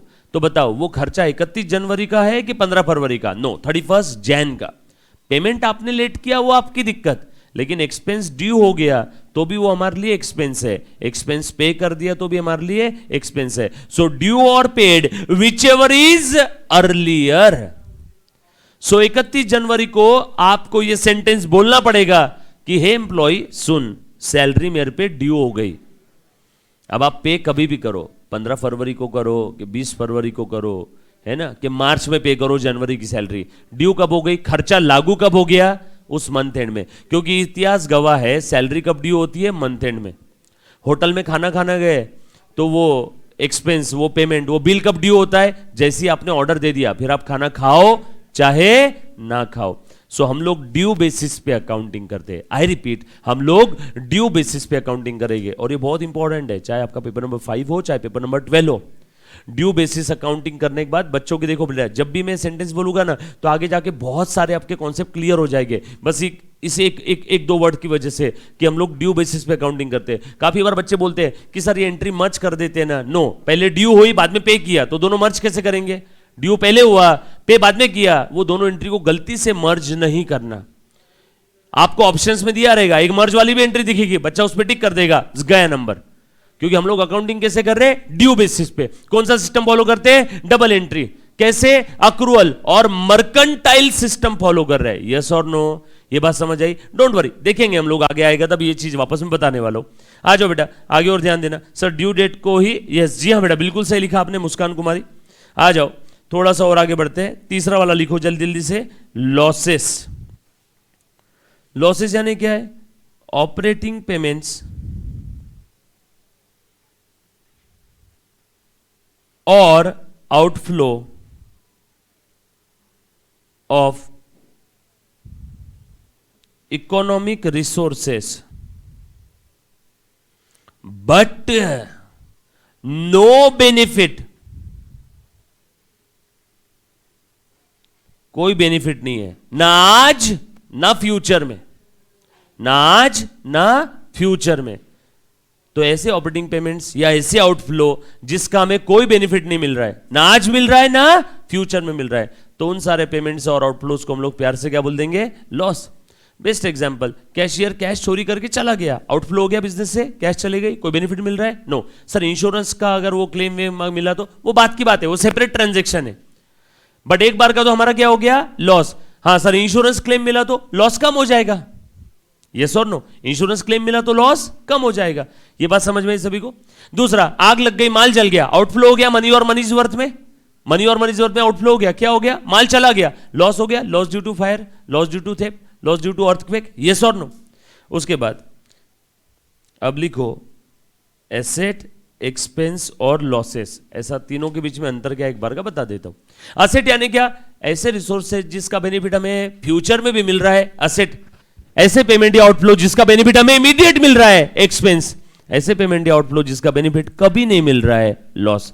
तीनों के बीच का कनेक्शन समझ में आया सभी को? सो प्लीज ध्यान देना, बेनिफिट फ्यूचर में भी, future economic benefit, future economic benefit asset, immediate benefit. अब कोई दोस्त मिला ना, उसको बोलने का बोला सेट, एक्सपेंस, लॉस के बीच में फर्क बता, चल फर्क बता, जल्दी जल्दी बता, है ना? ये इंपॉर्टेंट है, एग्जाम में क्वेश्चन पूछा हुआ है ना, इस कॉन्सेप्ट के ऊपर, है ना? और लॉसेस, नो बेनिफिट, मतलब सारा किस्सा बेनिफिट का है। कुछ बात समझ में आ रही है? वरना मुझे एक बात बताओ, मैंने फर्नीचर के लिए 10,000 पे किए, मैंने सैलरी के लिए 10,000 पे किए, और मेरे बिजनेस से 10,000 कैश चोरी हो गया। तीनों केस में 10,000 का आउटफ्लो हुआ बिजनेस से, बट एक जो 10,000 का आउटफ्लो हुआ फर्नीचर के लिए, आप उसके लिए बोलते हो असेट है, फर्नीचर असेट है। दूसरा जो 10,000 का आउटफ्लो हुआ सैलरी का, आप बोलते हो वो एक्सपेंस है। और तीसरा जो 10,000 का आउटफ्लो हुआ, आप बोलते हो लॉस ड्यू टू थेफ्ट है। तीनों केस में बिजनेस से कितना गया? 10,000। लेकिन पहला जो 10,000 गया फर्नीचर का, उसका हमें फ्यूचर इकोनॉमिक बेनिफिट मिलने वाला है। फर्नीचर का बेनिफिट सिर्फ आज मिलने वाला है, नो, फ्यूचर में मिल रहा है, गेम ओवर। फर्नीचर जा, तो असेट है। 10,000 रुपए सैलरी के लिए दिए, उसका बेनिफिट हमें इमीडिएट मिलेगा उसी पीरियड में जिस पीरियड के लिए दिया है। सैलरी जा, तू एक्सपेंस है। और चोरी हो गया, कैश आउटफ्लो हो गया, जा, तू लॉस है, loss due to theft, yes और नो? चलो आगे, उसके बाद फटाफट से लिख लो बेटा। Next, debtors.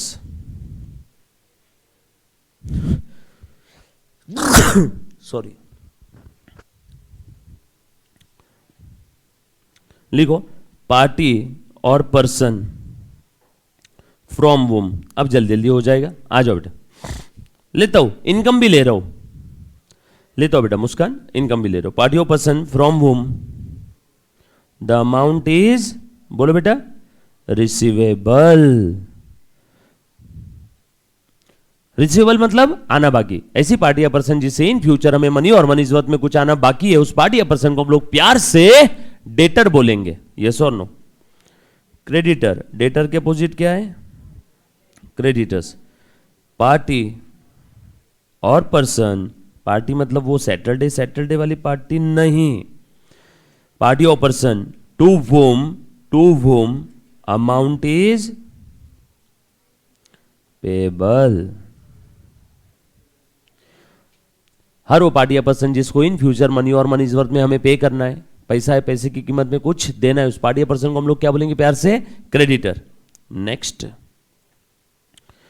कैपिटल। एनीबडी, कोई है रे? Investment by the owner in the business. और वो इन्वेस्टमेंट मनी और मनीज वर्थ में कैसे भी हो सकती है क्या? इन मनी और मनीज वर्थ। उसके बाद कैपिटल के अपोजिट क्या है बेटा? ड्राइंग, है ना? बोलो बेटा, ड्राइंग क्या रहेगा? अच्छा, ओनर का धंधे में जो कुछ इन्वेस्टमेंट है, उस इन्वेस्टमेंट को हम लोग प्यार से क्या बोलेंगे? कैपिटल। अच्छा, वो investment at the starting of business रहेगा, फर्स्ट ऑप्शन, कि at the middle of the business रहेगा, कि at the end of the business रहेगा, कि fourth option any of the above.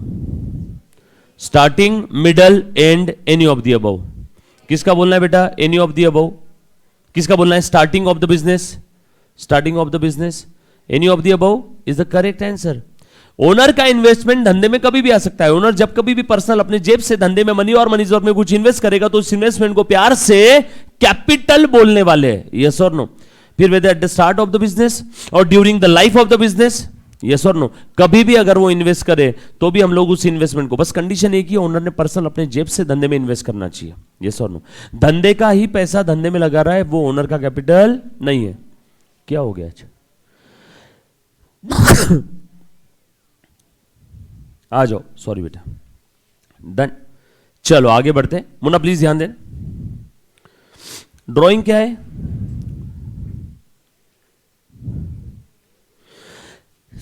sorry, withdrawal of the investment by the owner from the business for his or her household or domestic or personal purpose.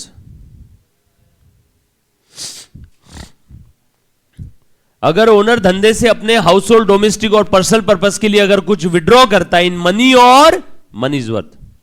Owner का किराना shop है, उसकी wife बोली अजी सुनते हो, आते आते जरा घर के लिए शक्कर लेके आना। हो गया ना, मनी और मनीज वर्थ में बिजनेस से विड्रॉ किया ना, शक्कर लेके आया, यस और नो, तो वो शक्कर की जो भी कॉस्ट रहेगी वो क्या हो जाएगा, आपका ड्रॉइंग हो जाएगा।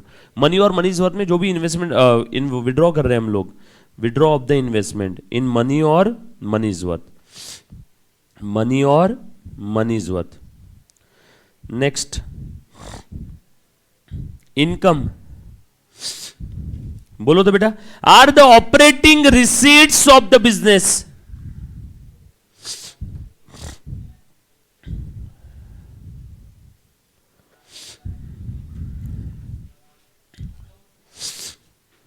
जो हमें फिर से किसी को रीपे नहीं करना है, वो मेरा है, यस और नो। ऑपरेटिंग रिसीट, बिजनेस के रोजमर्रा के जो हमारे एक्टिविटीज है, बिजनेस की रोजमर्रा की जिंदगी की जो एक्टिविटीज है, वो एक्टिविटीज परफॉर्म करके जो कुछ हमें मिल रहा है, बेस्ट एग्जांपल है इसका सेल, वो सब हमारे लिए क्या रहेगा, इनकम।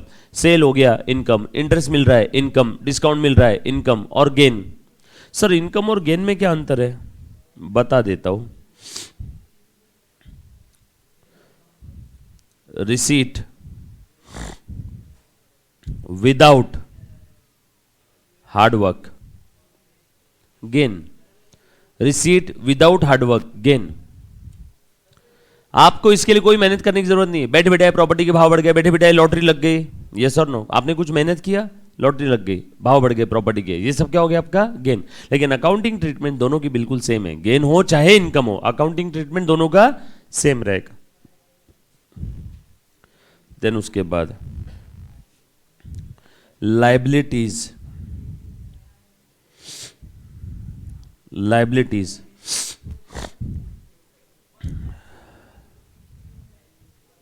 बोलो बेटा, are the financial obligations of the business. कौन से ऑब्लिगेशन, फिनेंशियल ऑब्लिगेशन। आप यहां से बाहर जाओगे क्लास से तो आपने इधर उधर थूकना नहीं है, ये आपकी सोशल ऑब्लिगेशन है। भारत के तिरंगे का आपने मान रखना है, सोशल ऑब्लिगेशन है। लेकिन आपने बैंक से पैसे उधार लिए 10 लाख रुपए, वो आपको लोन रीपे करना है, ये आपकी फिनेंशियल ऑब्लिगेशन है। So liabilities are the financial obligations of the business. Example लिख लो, लोन। डन। काफी सारी बेसिक टर्म्स देखी, आगे और आने वाली है। सेपरेट यूनिट है आपको कैपिटल और रेवेन्यू का, उसमें हम लोग कैपिटल रेवेन्यू के बारे में डिस्कशन करेंगे। आ जाओ। अच्छा मुझे एक बात बताओ, अब आपने क्या क्या देख लिया बेटा, एक बार फटाफट से बता देना। तो ये देखो, मुन्ना दिख रहा है कि सभी को। अकाउंटिंग का मतलब देख लिया, आसान भाषा में हिसाब किताब रखना। वाई अकाउंटिंग, क्यों करते हैं, नीड और ऑब्जेक्टिव। देन बेसिक टर्म्स हमने देखी।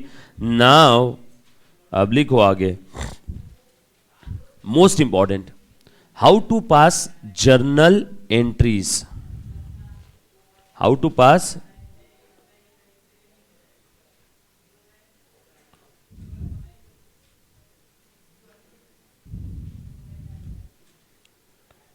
Journal entries. Journal entries pass करना है, ट्रांजैक्शंस को रिकॉर्ड करना है with the help of rules of debit and credit. करीब करीब 600 साल पहले ल्यूका डी बार्गो पैसियोली साहब, जो कि हमारे फादर ऑफ अकाउंट्स है, यस और नो, उन्होंने एक सिस्टम इजाद किया था, डबल एंट्री सिस्टम। वो क्या करते थे पैसियोली साहब, मालूम है क्या? देखो वो पैसियोली साहब क्या करते थे, ये लिखने की जरूरत नहीं, थोड़ा सा ऐसी एक्स्ट्रा बता रहा हूं आपको, ध्यान देना। जब भी धंधे में असेट आती थी या असेट लिखने की बात आती थी तो वो लेफ्ट साइड में लिख लेते थे। धंधे में जब भी खर्चे हो रहे लेफ्ट साइड में लिख देते थे। धंधे में कोई लॉस हो गया लेफ्ट साइड में लिख दिया। धंधे में अगर आपकी लाइबिलिटीज बढ़ रही है राइट साइड में लिख दिया। इनकम हो रहा राइट साइड में लिख दिया। गेन हो रहा है राइट साइड में लिख दिया। यस और नो।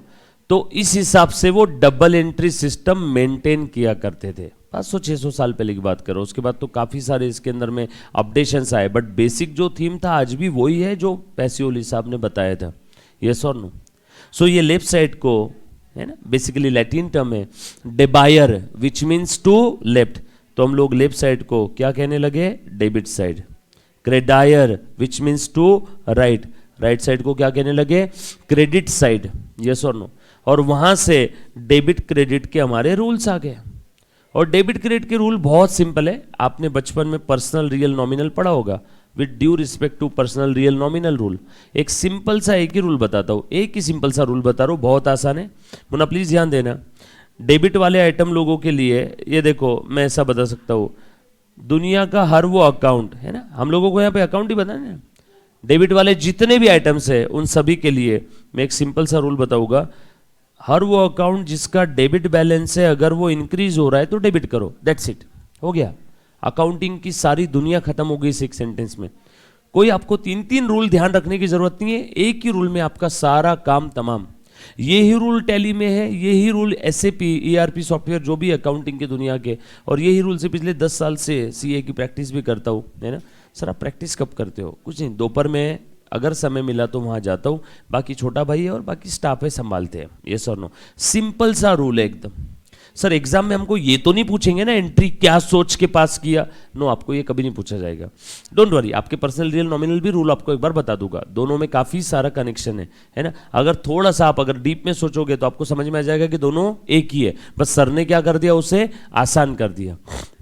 ध्यान देना। सो दुनिया का हर वो अकाउंट जिसका डेबिट बैलेंस है अगर वो इंक्रीज होता है, if debit balance account further increase will be debited, उसे हम लोग क्या करेंगे, डेबिट करेंगे। डेबिट में लिखेंगे, लेफ्ट में लिखेंगे।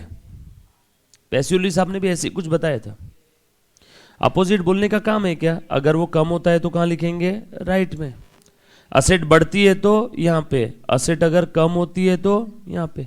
एक्सपेंस बढ़ते हैं तो यहां पे, एक्सपेंस कम हो रहे तो यहां पे। सिंपल है ना, यस और नो। लाइबिलिटी बढ़ती है तो यहां पे, लाइबिलिटी कम हो रही है तो यहां पे। इनकम बढ़ रही है यहां पे, इनकम अगर कम हो रही है तो यहां पे। सर बाय द वे बढ़ना कमाना कहां से समझ में आएगा? बोलो बेटा, ट्रांजैक्शन से। बढ़ना कमाना कहां समझ में आएगा? कोई कबूतर थोड़ी बताएगा। बढ़ना या कमाना समझ में आ जाएगा आपको ट्रांजैक्शन से। ट्रांजैक्शन पढ़ना है, मातृभाषा में कन्वर्ट करना है और चेक करना है कौन सा अकाउंट बढ़ रहा है, कौन सा कम हो रहा है। सिंपल है, इतना तो हम लोग कर पाएंगे ना। So if debit balance further increase will be debited. Thank you so much sir, thank you so much यार। If debit balance further increase will be debited. Opposite, कम हो रहा है क्रेडिट करो। अब आपका सवाल, सर आपने अभी भी बोला ना डेबिट बैलेंस वाले अकाउंट बढ़ते हैं तो डेबिट करो, तो कौन से अकाउंट का डेबिट बैलेंस है? यस और नो? वो तो पैसियोली साहब ने ऑलरेडी बता दिया। देखो बेटा, लिख दूं क्या? एसेट्स, थोड़ा मैं भी ऐड कर देता हूं उसमें मेरे दिल से, drawing, debtors, expenses and losses. ये सारे अकाउंट का हमेशा हमेशा और हमेशा के लिए, चाहे पृथ्वी पे रहो, चाहे चांद पे चले जाओ, चाहे मंगल पे, ये सारे अकाउंट का हमेशा डेबिट बैलेंस है। वेट वेट वेट, मैंने ये नहीं बोला कि हमेशा डेबिट होने वाले हैं, मैंने क्या बोला, इनका डेबिट बैलेंस है। सो मेरे साथ साथ एक बार सभी ने बोलना है बेटा, all assets, drawing, debtors, expense and losses are always always always having debit balance. बराबर है, are always having debit balance. एक बार फिर से, asset, drawing, debtors, expense, losses, इन सभी का कौन सा बैलेंस है? डेबिट बैलेंस है। मतलब asset, drawing, debtors, expense, losses, ये टाइप के अकाउंट अगर बढ़ते हैं तो डेबिट करो। Asset, drawing, debtors, expense, losses, ये टाइप के अकाउंट का डेबिट बैलेंस है, बढ़ते हैं तो डेबिट करो। Asset, drawing, debtors, expense, losses ये कम होते हैं तो क्रेडिट करो। बढ़ना कम होना कहां से समझ में आएगा? ट्रांजैक्शन से। Are you getting my point? बढ़ना है कमना कहां समझ में आएगा? ट्रांजैक्शन से। कार खरीदा, मेरे पास कार एज असेट आ गई, कार बढ़ गई, कार को क्या करेंगे? डेबिट। कार बेच दिया, कार एज असेट कम हो गई, कार एज असेट कम हो गई, चली गई ना, बेच दिया, तो कार को क्या करेंगे? क्रेडिट। क्यों? क्योंकि कार असेट है और असेट का डेबिट बैलेंस है, सो कार का भी डेबिट बैलेंस, कार बढ़ती है तो डेबिट करो, कम हुआ क्रेडिट करो। सैलरी दे रहे हैं, सैलरी की वजह से हमारा खर्चा खर्चा खर्चा बढ़ता है या कम होता है? सैलरी की वजह से खर्चा बढ़ता है, इसीलिए सैलरी जब भी ड्यू होती है तो सैलरी को क्या करते हैं? डेबिट। सैलरी थी 10,000, गलती से हमने 12,000 डेबिट कर दिया। अब बोलो, गलती कर दी, सैलरी गलती से ज्यादा दिखा दिया, अब सैलरी को क्या करना है? कम। अब सैलरी को क्या करना है? कम। सैलरी गलती से ज्यादा दिखा दिया, 10 की जगह 12,000, अब सैलरी को क्या करना है? कम। सैलरी एक्सपेंस है, एक्सपेंस का डेबिट बैलेंस कम करना है तो क्रेडिट करो। देखो रेक्टिफिकेशन ऑफ एरर में हम लोग देखने वाले हैं, हम लोग सैलरी को क्रेडिट भी करेंगे। सो बचपन में काफी बच्चों ने एक चीज याद कर ली थी, सैलरी हमेशा डेबिट होती है, कभी क्रेडिट नहीं होती। तो रेक्टिफिकेशन ऑफ एरर ये टॉपिक में आपके सारे भ्रम टूट जाएंगे। सेल हमेशा क्रेडिट होता है, परचेस हमेशा डेबिट होता है, नो। रेक्टिफिकेशन में कुछ भी हो सकता है। परचेस गलती से ज्यादा डेबिट कर दिया तो अब उसे क्या करना पड़ेगा? कम। परचेस का डेबिट बैलेंस कम करना है तो क्रेडिट करो। Are you getting my point? Yes और नो? चल, अब ये तो आपने रूल लिख लिया, डेबिट बैलेंस वाले अकाउंट का, डेबिट बैलेंस वाले अकाउंट का अगर ट्रांजैक्शन की वजह से बैलेंस बढ़ता है, if debit balance account further increase will be debited. आसान भाषा में, गावरान भाषा में, डेबिट बैलेंस वाले अकाउंट बढ़ते हैं तो डेबिट करो, खत्म। अपोजिट बोलने का काम है, कम हो रहे तो क्रेडिट करो। अच्छा, अपोजिट रूल क्या रहेगा बताना तो जरा। क्रेडिट बैलेंस वाले अकाउंट बढ़ते हैं तो क्रेडिट करो, कम होते हैं तो डेबिट करो। कौन कौन से अकाउंट का क्रेडिट बैलेंस है? असेट के अपोजिट लायबिलिटी, ड्रॉइंग के अपोजिट कैपिटल, डेटर्स के अपोजिट क्रेडिटर्स, एक्सपेंस के अपोजिट इनकम, लॉसेस के अपोजिट प्रॉफिट और गेन्स। इन सब का कौन सा बैलेंस है? Credit balance. सो मेरे साथ साथ एक बार सब लोग बोल देना बेटा, प्लीज ध्यान देना। सर बैड डेट का अकाउंट का डेबिट बैलेंस होता है क्या? जी हाँ। बैड डेट क्या है? Loss. Loss loss loss loss, ढूंढो ढूंढो, लॉस कहां है? Loss loss. लॉस का कौन सा बैलेंस है? Debit balance. So bad debt का भी डेबिट बैलेंस। बैड डेट हो गया तो लॉस बढ़ गया, डेबिट बैलेंस वाला अकाउंट बढ़ता है तो डेबिट करो, इसीलिए बैड डेट जब होते हैं तो हम लोग बैड डेट को डेबिट करते हैं, दैट्स इट। चलो बेटा मेरे साथ साथ बोलना, asset, drawing, debtors, expense, losses, ये पांचों कैटेगरी के अकाउंट्स का डेबिट बैलेंस है। ओके, मतलब ये पांचों कैटेगरी के अकाउंट्स बढ़ते हैं तो डेबिट करो। ओके, अपोजिट बोलने का काम नहीं, कम हुआ क्रेडिट करो। सब बढ़ना कम होना कहां समझ में आएगा? ट्रांजैक्शन से। असेट के अपोजिट, बोल मेरे साथ, असेट के अपोजिट लायबिलिटी, ड्रॉइंग के अपोजिट कैपिटल, डेटर्स के अपोजिट क्रेडिटर्स, एक्सपेंस के अपोजिट इनकम, लॉसेस के opposite gain. Liability capital creditor income gain, बोलो liability capital creditor income gain. हाँ, one more time, liabilities capital creditors income और gain, इनका कौन सा बैलेंस है? क्रेडिट बैलेंस है हमेशा। वेट, मैंने क्या बोला? इनका क्रेडिट बैलेंस है। अगर ये बढ़ते हैं तो क्रेडिट करेंगे, कम होते हैं तो डेबिट करेंगे, दैट्स इट, गेम ओवर। ये बात समझ में आई क्या सभी को? यहां तक किसी बच्चे को कोई डाउट है तो प्लीज एक बार पूछो। सिंपल है सर, क्या इससे कोई भी एंट्री पास कर सकते हैं? आप ब्रह्मांड की कोई भी अकाउंटिंग एंट्री, एडजस्टमेंट एंट्री है ना, आप कोई भी एंट्री से पास कर सकते हो। और इसका एक फायदा बताओ क्या, आपने पर्सनल रियल नॉमिनल का जो रूल पढ़ा था उससे आप सिर्फ जर्नल एंट्री करते थे। इस रूल से हम लोग journal entry, ledger posting, balancing, adjustment entry और फिनेंशियल स्टेटमेंट सब कुछ बना सकते हैं इसी रूल से। इसीलिए मैंने करा है। अगर दोनों रूल का मतलब भी सेम है, यूज भी सेम है, तो मैं वही पढ़ता था ना आपको। बट इस रूल से हम लोग फिनेंशियल स्टेटमेंट्स तक सारी चीजें कर सकते हैं। और सीएम इंटर लेवल पे इंस्टीट्यूट ऐसे काम करती है ना, मतलब इंस्टीट्यूट को सलाम है, वो आपसे डेबिट बैलेंस, क्रेडिट बैलेंस की लैंग्वेज में बात करती है। वो आपसे कौन सी लैंग्वेज में बात करती है? डेबिट बैलेंस, क्रेडिट बैलेंस की लैंग्वेज में बात करती है। इसीलिए हम लोगों को वो रूल देखना है। तो आपका सब्जेक्ट आसान हो जाता है 10 से 15% से, अगर आप पहले से ही डेबिट बैलेंस क्रेडिट बैलेंस की लैंग्वेज में अगर सारी चीजें लिखो तो।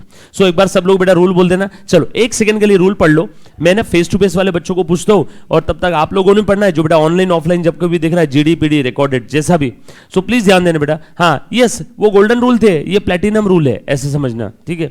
सो आपने क्या करना है, एक बार फटाफट से रीड कर लेना है। मैं अभी के अभी आपको पूछूंगा सर कैसे बोलना है हमें, asset drawing debtors expense losses. Sir इन पांचों कैटेगरी के अकाउंट्स का ना डेबिट बैलेंस है सर, मतलब asset drawing debtors expense losses ये पांचों कैटेगरी के अकाउंट्स अगर बढ़ते हैं ना सर तो इनको हम लोग डेबिट करेंगे, अगर कम होते हैं तो credit. Liability capital creditor income gain इनका क्रेडिट बैलेंस है, ये बढ़ते हैं तो क्रेडिट करेंगे, कम हुआ तो डेबिट। बढ़ना कम होना कहां समझ में आएगा, ट्रांजैक्शन से। ट्रांजैक्शन पढ़ना है, मातृभाषा में कन्वर्ट करना है और चेक करना है कौन सा अकाउंट बढ़ रहा है कौन सा कम हो रहा है, दैट्स इट, गेम ओवर। चलो फटाफट से पढ़ो बेटा, और मैं आपको अभी के भी पूछने वाला हूं, डॉट 60 सेकेंड का टाइम दे रहा हूं, your time starts now.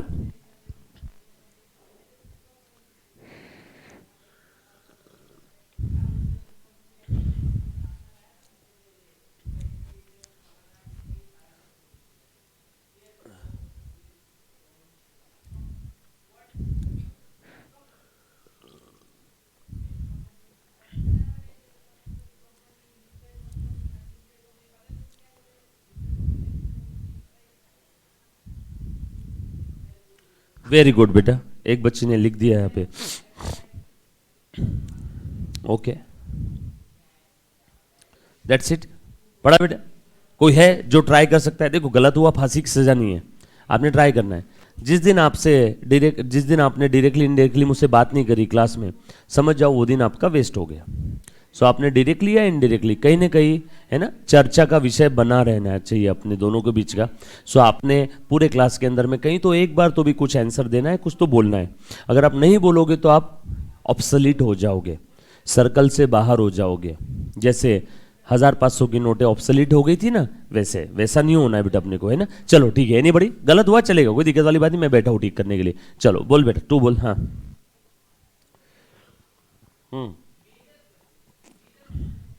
I am listening, try करो, ऐसे बोलो, all assets drawing debtors expenses and losses.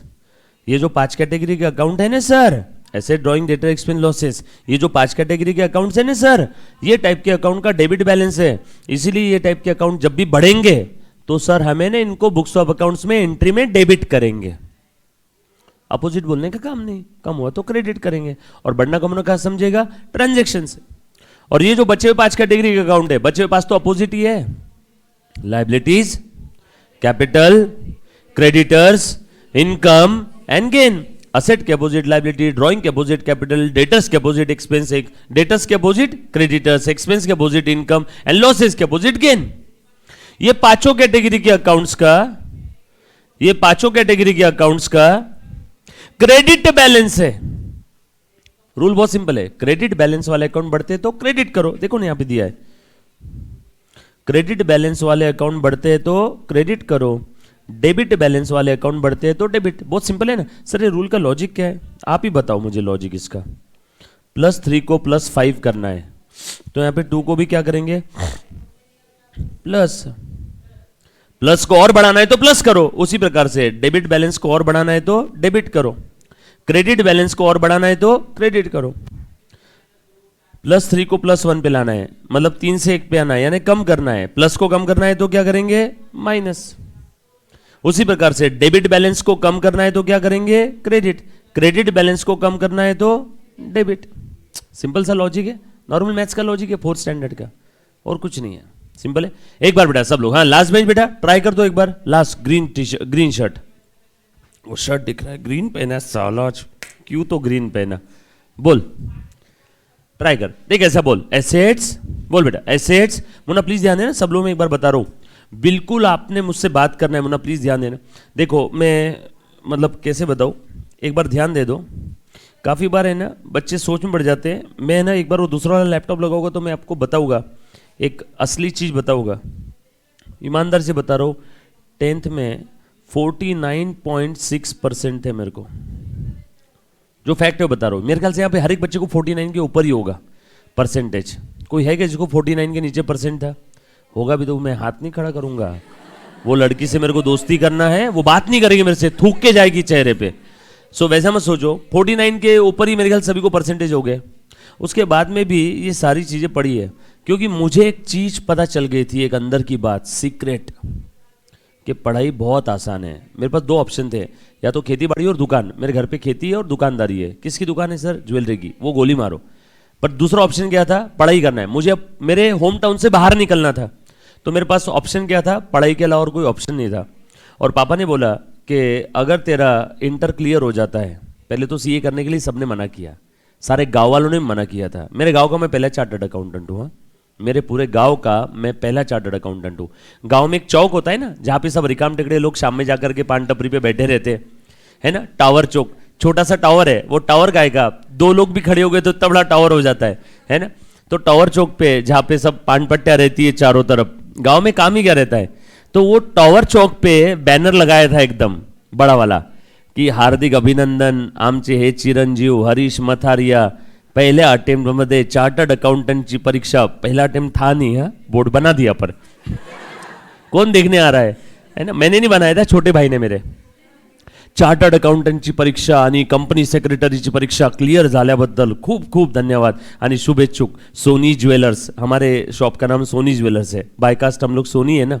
सो ऐसा एकदम पूरा मेरा ऐसा फोटो बिटो, और नीचे 4 लावारिस लोग, है ना, मेरे दोस्त लोग, भाई वगैरह वो रहते हैं ना, एकदम ऐसा बड़ा वाला ऐसा फोटो लगा दिया था। वो गांव के अंदर में था, क्योंकि किसी को उम्मीद नहीं थी कि यहाँ से ये कर लेगा। तो प्लीज ऐसा अपने आप को अंडरस्टिमेट मत करो। आपने जवाब देना है और आपने बात करना है बेटा, है ना। सो मुश्किल कुछ नहीं है, हाँ सिर्फ इतना है कि आपके पास इससे मुश्किल काम अभी तक आपके मम्मी पापा ने दिया नहीं है। मेरे पास क्या था, और कोई ऑप्शन ही नहीं था, वरना मुझे गांव में ही सड़ना पड़ता था। तो फिर मुझे समझ में आया, जब मैंने पढ़ाई करना चालू किया था, मेरा मोटिवेशन पास होना वगैरह कुछ नहीं था। मेरा क्या था, गांव से बाहर निकलना है। तो वहां से पढ़ाई करते करते एक चीज रियलाइज हो गया, यार पढ़ाई करना तो बहुत आसान है। दुकान में रोज सुबह उठो, झाड़ू निकालो, शटर ओपन करो, ये सब काम करो, खेती बाड़ी। और मॉम को जब मैं देखता हूँ, पहले हमारे घर पे वॉशिंग मशीन नहीं थी, सबसे मुश्किल काम है जीन्स धोना। हम लोग पहन लेते हैं और 2 दिन में मम्मी को दे देते हैं, ये जीन्स धोनी है। पहले वॉशिंग मशीन नहीं थी।